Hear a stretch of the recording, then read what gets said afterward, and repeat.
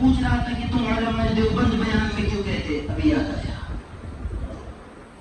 میں علی اعلان بے باکی کے ساتھ یہ کہتا ہوں کہ علماء دیوبند اس دھرتی پر، اس آسمان کے چمکتے ہوئے ستاروں کے نیچے کسی ماں کی کوکھ نے وہ بچہ نہیں جنا جو علماء دیوبند کو دلائل میں پھنسا سکے۔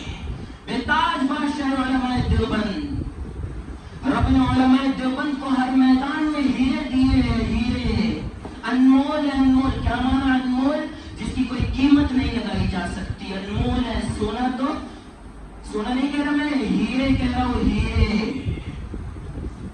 سونے میں پھر بھی کوئی چیز ملائے تب جا کر کے زیور بنتا ہے، ہیرے کہہ رہا ہوں۔ علماء دیوبند کو آپ کھول کر دیکھ لیں۔ میں کہتا ہوں اگر آپ دین پھیلانے کے میدان میں دیکھ لیں تو رب نے علماء دیوبند کو بانی تبلیغ حضرت جی مولانا الیاس دہلوی رحمۃ اللہ علیہ دیا۔ اگر دین کو تلوار کے ذریعے بچانے کی باری ہو تو رب نے علماء دیوبند کو عطا اللہ شاہ بخاری دیا۔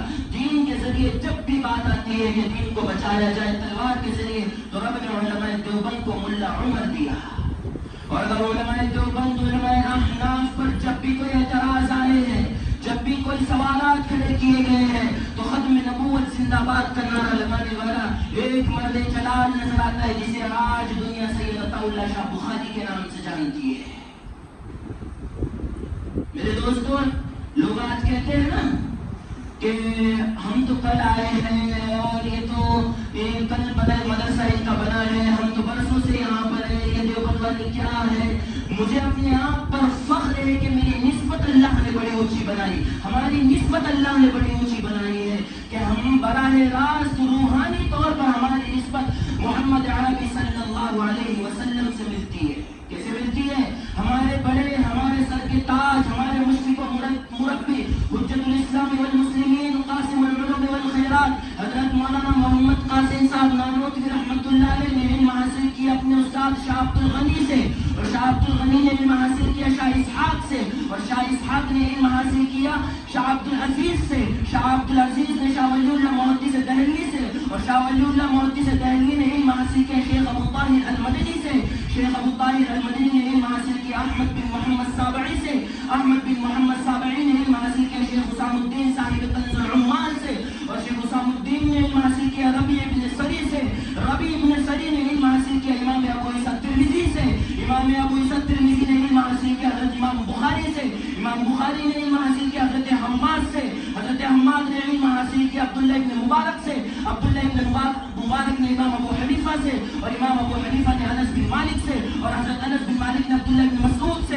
اور حضرت عبداللہ ابن مسعود نے علم حاصل کیا امام الانبیاء صلی اللہ علیہ وسلم کی ذات اقدس سے۔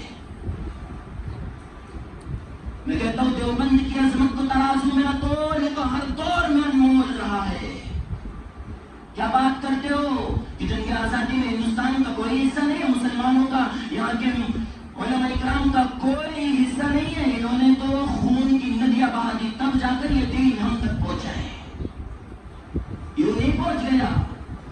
اس میں ایک لیڈر آتا ہے، کون سا لیڈر؟ شیخ الہند رحمۃ اللہ علیہ کی ذات اقدس۔ کسی نے سوال کر لیا یہ شیخ الہند کون ہے؟ میں آئندہ جمعہ کو جب ہسٹری بتاؤں گا دارالعلوم دیوبند کی تو شیخ الہند کا تذکرہ کروں گا۔ شیخ الہند رحمۃ اللہ علیہ، انار کا درخت ہے دارالعلوم دیوبند کی جب بنیاد رکھی گئی، ایک انار کا درخت ہے، پڑھنے والا استاد بھی محمود، پڑھانے والا بھی محمود، دونوں محمود۔ جب یہ بڑے ہوئے تو شیخ الہند کے نام سے جانا گیا۔ کسی نے سوال کر لیا حضرت آپ کی اتنے معروف شخص ہے، آپ پوری دنیا آپ کو جانتی ہے، آپ کی کوئی کتاب تو نظر نہیں آتی؟ اتنے بڑے آپ رائٹرز ہو، کتاب لکھنے والے ہو، اتنے بڑے عالم ہو، آپ کی کوئی کتاب نظر نہیں آتی؟ تو حضرت نے فرمایا اوے کیا بات کرتا ہے، تجھے میری کتاب نظر نہیں آتی؟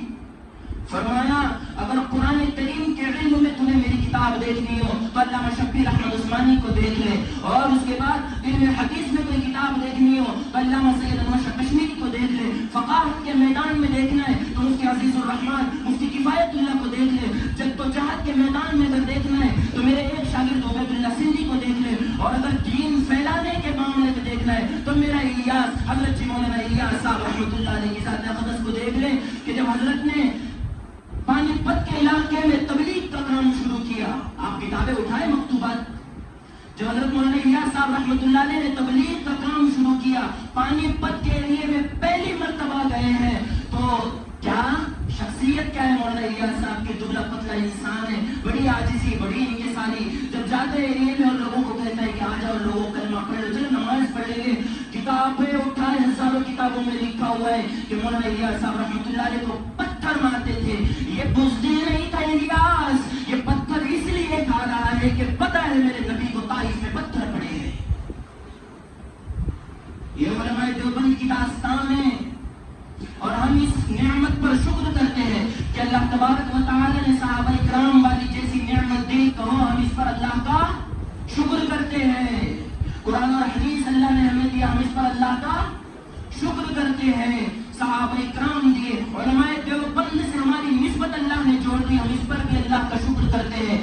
میں آپ کو ایک جھلکی ذرا سے بتاؤں، اس دور کے اندر آپ دیکھیں، اس آخری دور میں آپ دیکھیں، حضرت ابوبکر صدیق رضی اللہ تعالیٰ عنہ کی اولاد میں اگر کوئی آتا ہے تو وہ حجت الاسلام، قاسم العلوم والخیرات، حضرت مولانا محمد قاسم صاحب نانوتوی بنتے ہیں، اور مولانا طیب قاسمی بنتے ہیں، حضرت مولانا الیاس صاحب رحمۃ اللہ علیہ بنتے ہیں. یہ ابوبکر کی صدیق کی اولاد ہے، ان کی نسل ہے. اور یہ مجدد اہل ثانی، شاہ ولی اللہ محدث دہلوی، شاہ عبد العزیز، حضرت تھانوی، یہ حضرت فاروق اعظم رضی اللہ تعالیٰ عنہ کی اولاد ہے. اور یہ علامہ شبیر احمد عثمانی، علامہ ظفر احمد عثمانی، یہ حضرت عثمان ذی نورین رضی اللہ تعالیٰ عنہ کی اولاد ہے. اور یہ سید اصغر حسین دیوبندی، سید مرتضیٰ حسین چاندپوری، علامہ سید انور شاہ کشمیری، شیخ العرب والعجم، مولانا حسین احمد مدنی، یہ حیدر قرار، سیدنا حضرت علی رضی اللہ تعالیٰ عنہ کی اولاد ہے.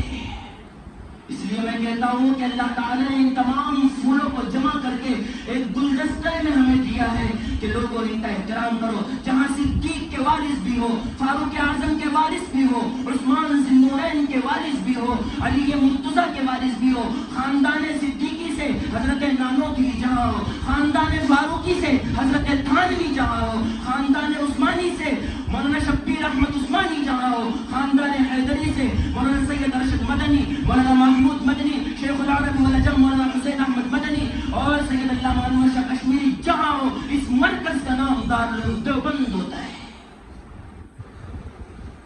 تو لوگ اعتراض کرتے ہیں کہ علماء دیوبند کو قرآن نہیں آتا. یہ عشق رسول نہیں ہے ان کے دل میں.